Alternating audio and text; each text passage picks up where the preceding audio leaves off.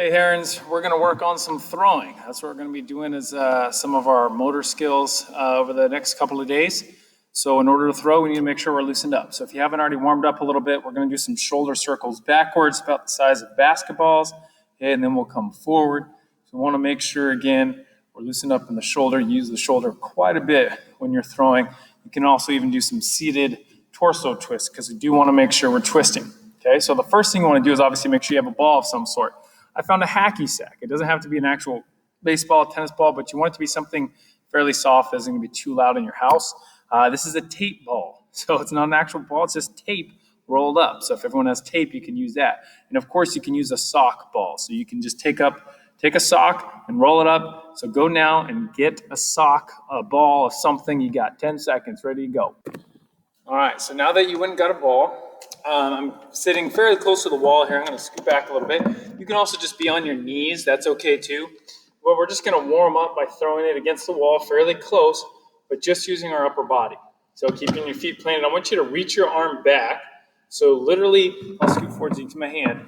Reach your arm back like this. And then as you come forward, I want you to lead. Make sure the elbow's coming forward like this and you're not coming like that.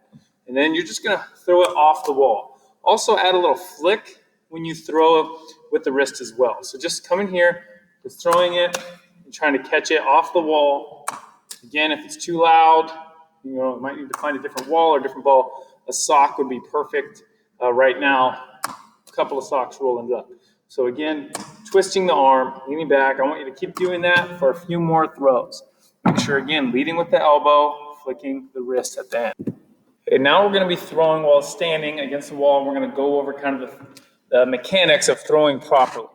Okay, so we just kind of went over a few things, but you also want to make sure, number one, you have a step. So you want to step as you throw. It's going to help with your power. So you step and you kind of turn sideways. Your body, your elbow might point sideways a little bit. That's okay.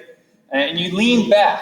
So there's going to be a transfer of weight. So you got the step and you got the transfer of weight. So now I'm kind of leaning back as I step. You do those simultaneously, really. And then there's going to be some sort of a twist. So you're twisting your torso as you come here. So as you throw, your torso helps get a lot of power in your throw. So I'm transferring my weight and I'm twisting from the back to the front. And as we did when we were sitting, you want to make sure your elbow is kind of leading the way. Okay, so elbow away from my side, leading the way, and then you finish with a little flick. You're going to throw it against the wall like that. Notice you can either squish the bug with your back foot like this. You're stepping, okay, like that, or you actually might push off and your foot actually might take a small step. Now, if you're pitching really fast, right, that's going to happen, okay, or your foot's just going to kind of turn. So you want to make sure you're turning your hips as you throw. So now just scoot back about 7 steps from the wall, work on your stepping, throwing across. You might even catch it, okay, or you can even make it a baseball type drill where you throw it and it rolls, you scoop it up, pop up and step and throw. So have some fun with it now. Just scoot as far as close as you need to. Okay? But make sure you're working on the proper mechanics. Step, rotate, flick, transfer of weight. Do that a couple more times. All right, now we're going to practice throwing at a target. So let me show you. I have a bunch of targets on the wall. I'm going to focus just on this one. So I got a piece of paper just taped up on the wall. That orange piece of paper, that's going to be my target. So if you don't have a target, please go pause this, go get a piece of paper, do that now as I get set up and show you. Okay, after you've set up that piece of paper, you're going to be about, again, 7 large steps away, over 20 feet from that target. And now we're just going to work on that same throwing, but now you're going to try to hit that target. Okay, so you're going to step, throw, okay, and again, if you want to start scooting further back, you can, but again, 7 steps, like big steps like this. Okay, not short steps. Okay, so not giant steps, but 7 good-sized steps away from the wall. That's where you want to be. So keep working on your target practice now. Keep your eyes on it. As you turn sideways, don't look away. So throw at that target about 5 more times. Hey, now I want you to get 3 other pieces of paper and make a diamond. Okay, so get set up just like this.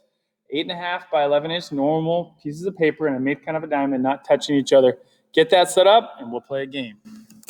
All right, here's the game that we're going to try to do. Whoever can hit each piece of paper, it doesn't matter if you hit another, or it doesn't matter if you hit it twice, that's okay.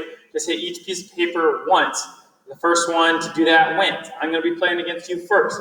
Okay, get ready. Again, you're about 7 large steps away, 7 average steps away. Get set and go. Okay, all right, got 1. Okay, got 2. All right, maybe you missed one. That's okay. So far, I'm 3 for 3. Let's see what happens. Oh, missed that one. Missed that one. Oh, you probably beat. There we go. And I finally took it. I missed a couple of them. So that's one way you could play it, is simply throwing. Now, you can make the target smaller. So in just a minute, when we do breakout rooms, whoever wins, we might say, hey, you have to hit each target.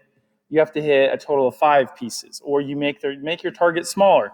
You can do different creative things if someone keeps winning in that game. You can scoot them further back, or you can say everyone's got to hit each piece of paper twice.